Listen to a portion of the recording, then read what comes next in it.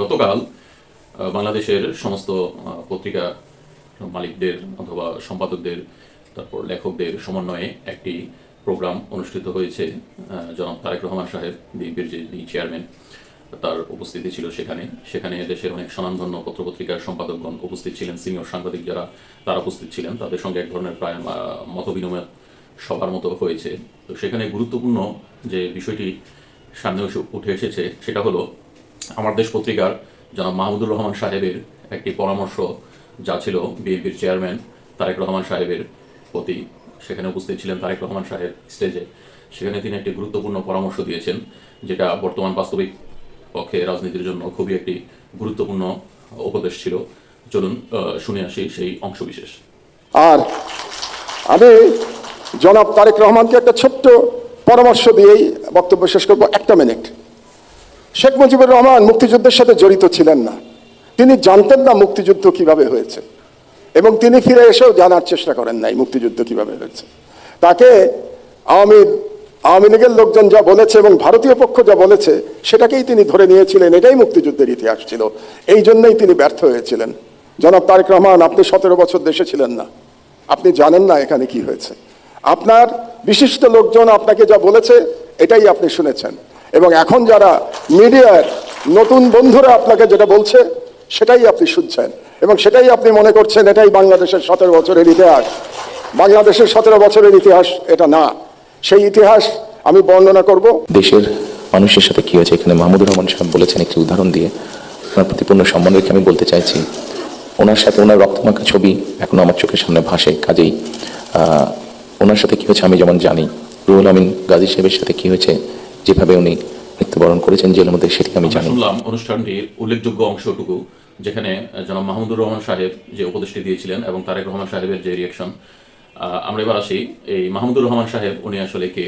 উনি বর্তমানে আমার দেশ পত্রিকার সম্পাদক, এবং তিনি বিগত জোট সরকারের আমলে, যেটা জামাত বিএনপি জোট সরকারের আমল ছিল 2001 থেকে 2006 পর্যন্ত, সেই আমলের একটা সময়ের তিনি জ্বালানি উপদেষ্টা ছিলেন সম্ভবত 2 থেকে 3 বছরের জন্য, যখন বিএনপির মোশাররফ হোসেন সাহেব নাইকো দুর্নীতি মামলার সেই কোম্পানি থেকে গাড়ি উপহার নেওয়ার অভিযোগে তিনি যখন গুঞ্জন ওঠে তখন তিনি পদত্যাগ করেন। তারপর তাকে বেগম জিয়া তাকে উপদেষ্টা বানান, যদিও তিনি কোনো রাজনৈতিক দলের সঙ্গে তখনও সম্পৃক্ত ছিলেন না। তিনি সাধারণ নাগরিক হিসেবেই তিনি নিয়োগ পেয়েছিলেন জ্বালানি উপদেষ্টা হিসাবে।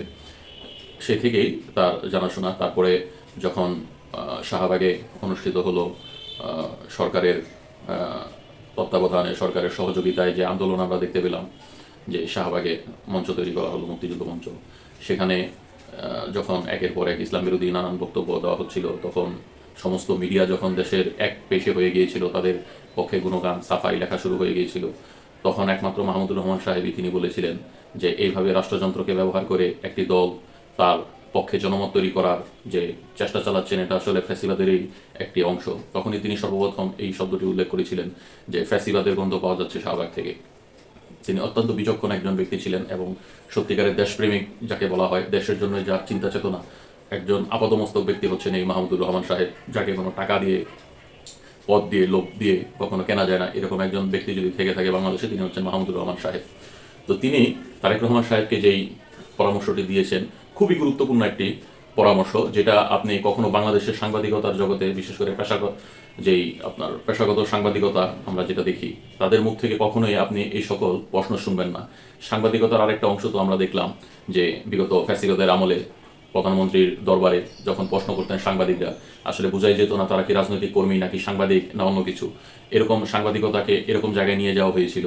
তো আগামীর বাংলাদেশে যাতে সাংবাদিকতাটার জায়গাটাকে যেন ওইভাবে কলুষিত করা না হয়, সেদিকেও তিনি আলোকপাত করেছেন। এবং অন্যদিকে আরেকটি গুরুত্বপূর্ণ তিনি যে রাজনৈতিক পরামর্শ দিয়েছেন, যে জুলাই আন্দোলনে, জুলাই গণ অভ্যুত্থানে যাদের ভূমিকা ছিল, তাদের অবদানগুলিকে যেন স্বীকার করা এবং তাদেরকে মূল্যায়ন করা, এবং তারেক রহমান সাহেবের আশেপাশে যে সকল তেলবাজ চাটুকার লোকরা আছে, তাকে তেল মেরে চাটুকারিতা করে বিভিন্ন পট্ট হাসিলের যে চেষ্টা চালাবেন বা চালাচ্ছেন, সেই সব লোকের কথাগুলিকে যেন তিনি চূড়ান্তভাবে মেনে না নেন। যদি এইভাবে তিনি চূড়ান্তভাবে তাদের কথাকে মূল্যায়ন করেন, তাহলে তিনি জুলাই আন্দোলনের যে মূল স্পিরিট এবং অংশগ্রহণ মানুষের, সেই দিকটি তার উপেক্ষা রয়ে যাবে এবং এর গুরুত্ব তিনি বুঝতে পারবেন না। তো এগুলি তাকে স্মরণ করিয়ে দেওয়ার ছিল বিষয়, যেটা আমরা একেবারেই দেখলাম যে একটি নজির স্থাপন হলো সাংবাদিকতার, এবং একটি দলের প্রধানের সামনে এভাবে সরাসরি স্টেট কার্ড প্রশ্ন করার এবং তাকে সতর্ক করার ব্যাপারে যে পরামর্শ, এটা কখনো দেখা যায়নি বাংলাদেশের সাংবাদিকতার ইতিহাসে। তো আশা করি যে জনাব তারেক রহমান সাহেব তিনি যদি ক্ষমতায় যান কখনো, তাহলে তিনি এইসব পরামর্শগুলি তিনি মনে রাখবেন, যাতে ক্ষমতাকে কেন্দ্র করে যেই চাটুকার শ্রেণী তৈরি হয়, তেলবাজ শ্রেণী তৈরি হয়, সেগুলি থেকে যেন তিনি দূরে থাকেন। আর নচেত পূর্বের সরকারের যে পরিণত হয়েছে এই তেলবাজ চাটুকার সাংবাদিক গণমাধ্যমের দ্বারা, সেভাবে তিনি আবারও ক্ষতিগ্রস্ত হতে পারেন। কারণ সাংবাদিক গণমাধ্যম এগুলি হচ্ছে রাষ্ট্রের অন্যতম একটি স্তম্ভ, বলা হয় চতুর্থ স্তম্ভ সাংবাদিকতা বা গণমাধ্যম। তো এটা যখন কলুষিত হয় তখন আর আপনার রাষ্ট্রের যে সুবিজন বা রাষ্ট্রের গণ্যমান্য ব্যক্তিদের যে একটি প্রভাব বা স্তর থাকে, সেটি আসলে পুরোপুরি ধ্বংস হয়ে যায়, যেটা আমরা বিগত ফ্যাসিবাদী আমলে দেখেছি যে সমস্ত মিডিয়াগুলি একযোগে তারা একইভাবে একই সুরে সংবাদ পরিবেশন করত। তো এই ফ্যাসিবাদকে পিছনে যারা ছিল এর মধ্যে মিডিয়ারও একটি অংশ ছিল। তো তাদেরও এই ফ্যাসিবাদের পিছনে যুক্তি দাঁড় করানো, তাদের সমর্থন দ্বারা এগুলি তৈরি করা ছিল তাদের অন্যতম কাজ। তো এগুলি যদি আমরা পুনরাবৃত্তি দেখি সামনের সময়গুলিতে, তাহলে পূর্ব সরকার যেভাবে ব্যর্থতায় পর্যবসিত হয়েছিল, সামনের সরকারও একইভাবে এই ফাঁদে পা দিবে। তো এই জন্যই সাংবাদিকতা এবং গণমাধ্যমের স্বাধীনতার উপরে গুরুত্ব দেওয়া অত্যন্ত জরুরি, এবং পাশাপাশি তাদের দলীয় রাজনীতির থেকে প্রভাবমুক্ত রাখাও জরুরি। নচেত তারা রাজনৈতিক প্রভাব খাটিয়ে অনেক কিছু সুযোগ সুবিধা নেওয়ার জন্য তারা ভুলভাল সংবাদ উপস্থাপন, একপেশে সংবাদ উপস্থাপন করে তারা জাতিকে বিভ্রান্ত যেমন করবে একপাশে, সেভাবে সরকারি দলের কর্মকাণ্ডকেও তারা প্রশ্নবিদ্ধ করবে। সর্বোপরি তারা একটি হযবরল অবস্থা সৃষ্টির পেছনে কলকাঠি নেড়ে যাবে।